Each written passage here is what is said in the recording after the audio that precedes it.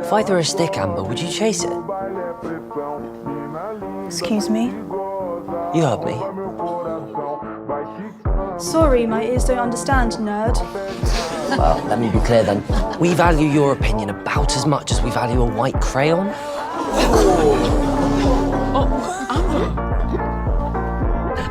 Mummy and Daddy might have all the money in the world, Alan. But clearly doesn't buy taste. Look, Amber, I'm sorry.